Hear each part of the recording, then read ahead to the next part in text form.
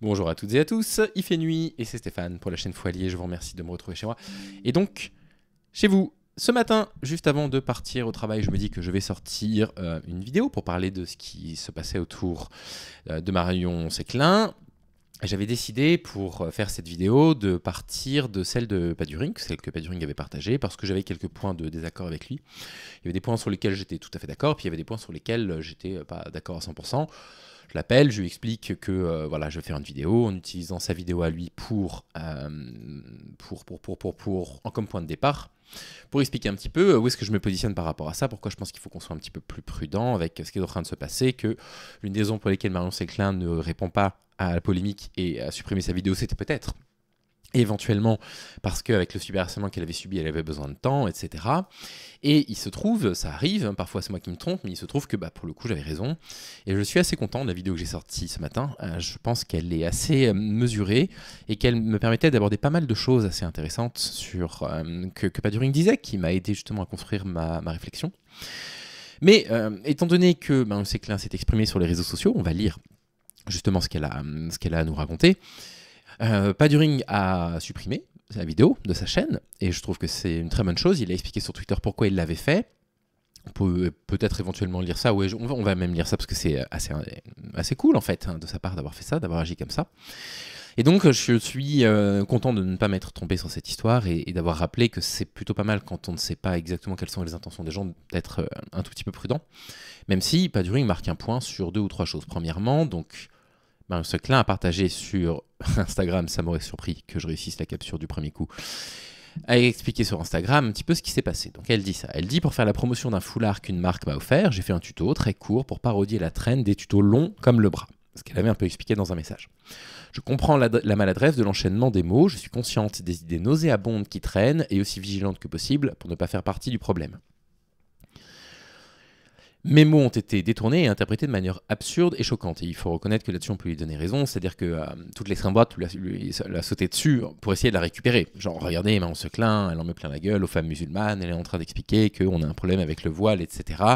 Et la combinaison entre cette récupération et le poste de Marion Séclin qui nous avait laissé un peu, on va dire, circonspect, un peu dubitatif, a fait que beaucoup de personnes lui ont sauté dessus. Mais justement, on va parler de ça parce que je trouve qu'il y a des choses à dire, justement, sur ce qui s'est passé. S'est enchaîné un violent procès d'intention, m'accusant immédiatement d'avoir changé de bord politique, une réponse brutale et injuste. Après 15 ans de travail au service de la sororité et du féminisme, dévoué corps et âme à la justice sociale, il est clair que je n'ai pas d'intention maligne. Je suis désolé que des personnes aient pu envisager que je sois devenu du jour au lendemain profondément raciste et oppressive, ce n'est évidemment pas le cas. Cependant, rien ne justifie le harcèlement que je vis depuis quelques jours, c'est ce que je dis, c'est-à-dire que même s'il y avait eu un fond islamophobe, rien ne justifiait de la harceler. Aucun humain ne devrait avoir à vivre cela, je ne le souhaite à personne, même pas à celles et à ceux qui mènent des campagnes de haine pour me faire taire. Parce que le féminisme pour lequel je me bats inclut toutes les femmes, même celles qui veulent ma mort. Harceler une femme au nom de la sororité, c'est comme tuer pour défendre la vie. Puis au final, je trouve que le titre que j'avais choisi pour ma vidéo de ce matin et que la miniature que j'avais choisie colle toujours à cette vidéo. Donc voilà, si vous avez vu la vidéo de ce matin, vous vous apercevez bien que ça n'a rien à voir avec celle que j'ai partagée ce matin, mais je trouve que le titre fonctionne toujours bien. Tout le monde se calme. Allez, tout le monde se calme. Je trouve qu'il faut se poser des questions par rapport à ce qui s'est passé. Il faut en tirer une leçon, c'est assez important. La première leçon à en tirer, pour moi, c'est la plus évidente. C'est à quel point on est à fleur de peau sur la question des oppressions que subissent les musulmans, sur la question du voile. On est tellement à cran sur cette question, et on pourra réfléchir dessus bien sûr sur pourquoi on est à cran dans une prochaine vidéo éventuellement, que quand il y a un message qui est de fait maladroit, naïf, à minima, bien d'un seul coup, ça réveille énormément de colère. Évidemment, cette crispation qu'on peut avoir en particulier à gauche sur cette question-là, elle n'est pas née de la gauche. Pour le coup, elle est née des années d'oppression organisée par les conservateurs, par la droite, par l'extrême droite, contre le voile, contre les femmes qui portent le voile, en essayant de leur retirer des droits, en essayant de leur imposer le fait qu'elles ne puissent pas le porter en France. Ok, soit. En essayant de nous faire croire qu'il y aurait une incohérence à soutenir des mouvements comme le mouvement Femmes Vie Liberté, par exemple.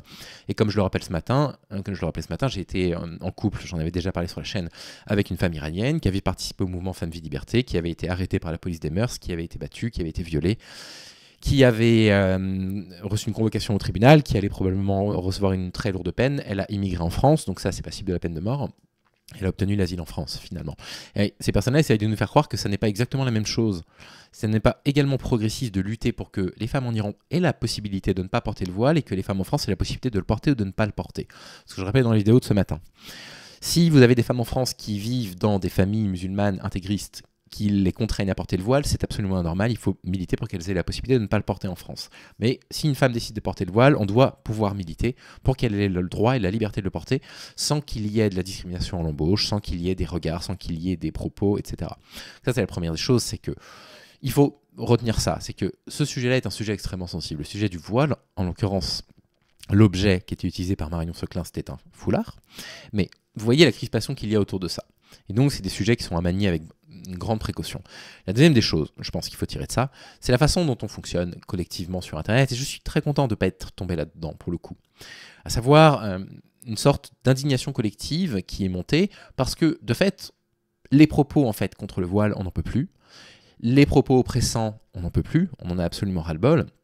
Quand on a des personnes, des figures qu'on a pu soutenir, on est souvent déçu de voir que ces personnes-là peuvent virer d'un bord à l'autre. Alors, maintenant, supposons que Marion Seclin ait, je ne sais pas, produit un contenu islamophobe, ce que je rappelais dans la vidéo de ce matin, c'est que les commentaires du type « Oh, quand je pense que je l'ai soutenu, m'insupportent ». Encore heureux qu'on ait soutenu Marion Seclin quand elle avait subi un horrible harcèlement qui venait des incels d'extrême droite. Encore heureux qu'on l'ait soutenu après que le Raptor ait sorti cette vidéo horrible sur elle, et qu'ensuite il y a eu ces running jokes sur Marion Seclin encore et encore et encore. Donc, je pense qu'il y a quelque chose qu'il faut qu'on réfléchisse ensemble, à savoir que lorsqu'il y a, je ne sais pas, plusieurs interprétations possibles, pourquoi est-ce qu'on a cette tendance, quand on milite, à vouloir absolument aller vers le pire ? Il y a quand même des éléments de réponse à ça. C'est pas simplement parce qu'on est des militants bas du front. C'est pas simplement pour ça. C'est aussi parce que, comme l'expliquait très bien Paduring dans sa vidéo, qui n'était pas une mauvaise vidéo, loin de là, même si j'avais des désaccords, sa vidéo n'était pas mauvaise. On a l'habitude de voir des femmes blanches d'une quarantaine d'années qui portaient une parole féministe avant le mouvement MeToo, qui avaient accès à une partie de l'espace public, qui portaient un discours progressiste, petit à petit se droitardisaient. Petit à petit, commençaient à tenir des discours de plus en plus oppressifs pour finir du côté de Némésis.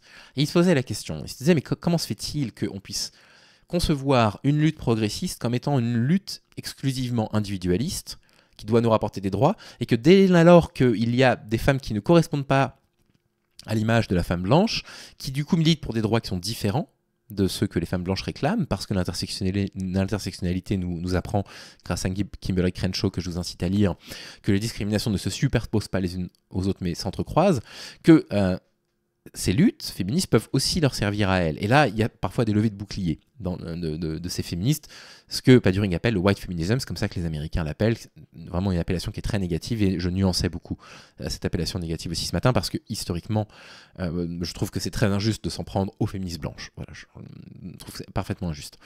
Et donc voilà, je pense qu'il faut qu'on raisonne ce genre de choses, c'est-à-dire que lorsqu'on a quelqu'un de notre bord qui tient des propos qui nous semblent surprenants, la bonne réaction à avoir, c'est pas de multiplier des vidéos dans tous les sens pour se scandaliser. Peut-être déjà, c'est d'attendre d'en savoir un petit peu plus s'il y a une ambiguïté. Et s'il n'y a pas d'ambiguïté, dans ce cas-là, ce qu'a très bien fait Paduring, mais ce que n'ont pas fait certaines chaînes sur TikTok, on se concentre sur le discours. Je veux dire, Némésis, ce sont des femmes, peut-être, mais je n'ai pas à défendre Némésis. Elles sont des opposantes politiques. Ce sont des personnes qui veulent retirer des droits aux minorités en France et aux femmes également. Pas aux femmes blanches, pas aux femmes comme elles, bien entendu. Et donc, si vous voulez, dans ce cas-là, il faut toujours se rappeler que si on a un discours à proposer, si on a une critique à émettre, elle doit être formulée à l'encontre du discours, principalement, et jamais de la personne. Parce que, comme je le disais dans la vidéo de ce matin, vous ne savez pas si, depuis la shitstorm, Marion Seclin ne se couche pas tous les soirs avec des idées noires en se demandant si elle va pas se foutre en l'air le lendemain. Et vous n'avez pas envie d'être en partie responsable de ce genre de choses, évidemment.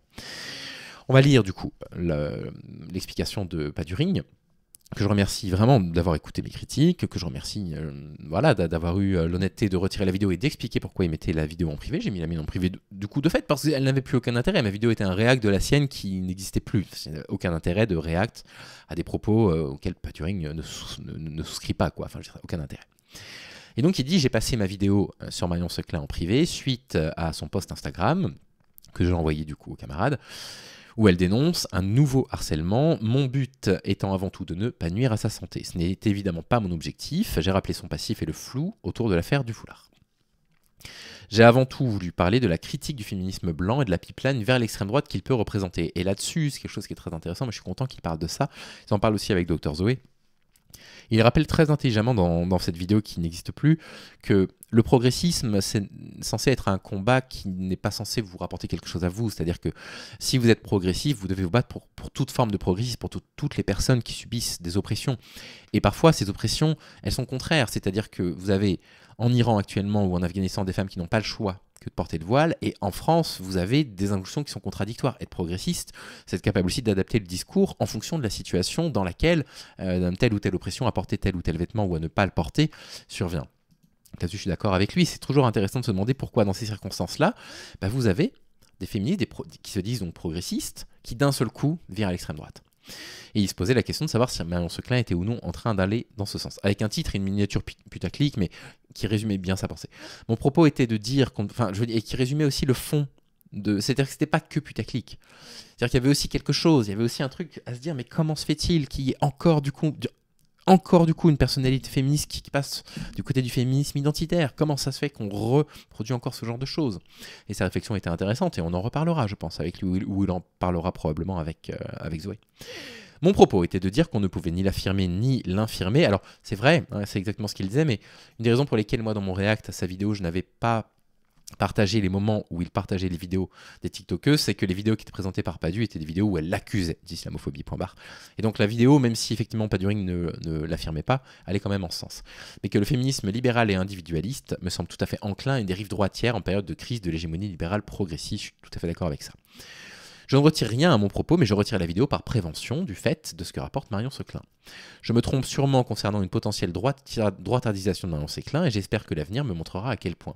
Et quand bien même supposons qu'on ait tort, elle ne mérite pas effectivement de subir de harcèlement, hein, et elle décrit des faits de harcèlement, elle décrit le fait qu'elle se sente mal, donc elle ne mérite de toute façon pas ça quoi qu'il arrive, et il explique qu'il reparlera de ça avec Zoé sur la chaîne. Je tiens à rappeler ma position sur le cyberharcèlement face à ceux qui considèrent qu'une vidéo sur Marion Seclin où j'explique qu'elle est dans la sauce, qu'on ne sait pas trop le vrai du faux, mais que je penche plutôt pour une dérive droitière de sa part en serait. Et là, je suis d'accord, pour le coup, il n'y avait rien de harcelant dans la vidéo de Padu, j'en suis absolument convaincu. Paduring, encore une fois, il fait souvent ce que je fais sur la chaîne, c'est-à-dire qu'il va partir d'un fait divers pour essayer d'en tirer une sorte de réflexion, on va dire, plus générale. C'est-à-dire que très rapidement, la question n'est pas la question de Marion Seclin. La question, c'était la question de certains courants féministes qui, d'après lui, refusent finalement l'évolution du mouvement féministe vers une forme de féminisme plus inclusif, intersectionnel. Et elle était là, le fond de sa vidéo. C'est pour ça que j'avais des désaccords mineurs avec sa vidéo. Il y a une différence entre un bad buzz et du cyberharcèlement, même si les deux sont souvent intriquement liés. N'importe quel influenceur qui fait de la merde ou qui tient un propos tendancieux peut se retrouver dans un bad buzz, tout comme il peut se retrouver dans un buzz favorable s'il fait quelque chose de bien. La qualification est à interpréter par rapport à plusieurs points. La répétition. Alors la répétition, c'est pas forcément la répétition d'une seule personne, hein. S'il y a 1000 messages harcelants de 1000 personnes différentes et que vous en postez un seul, vous pouvez être tenu responsable d'avoir harcelé la personne. Le fait de viser la personne, la conscience d'un cyberharcèlement en cours et la conscience de l'aspect délétère de ce qu'on est en train de faire. C'est pour ça que je supprime ma vidéo aujourd'hui. Jusque-là, le fait de parler de cette affaire, d'y réagir, de faire des analyses sur les propos ne me semblait pas être un harcèlement. Si demain je fais une vidéo tendancieuse et que je me retrouve dans une énorme sauce, je ne vais pas dire que c'est un cyberharcèlement. Après, si vous le vivez, j'ai discuté avec lui par vocal, il me le dit, il me dit si des personnes le vivent par contre comme un harcèlement, il faut le respecter, c'est une question de ressenti aussi. Par contre, si ça dure, si ça se répète, si j'explique que ça a des conséquences négatives sur ma santé et que ça continue, là on sera dans le cyberharcèlement. Aujourd'hui, Marion Seclin nous dit qu'elle le vit mal et s'explique par rapport à l'affaire, on doit faire en sorte que ça s'arrête. On doit retirer les contenus qui pourraient être délétères, sinon on passerait clairement dans du cyberharcèlement. Voilà, bon, moi je suis très content hein, de ce qu'il finit par poster.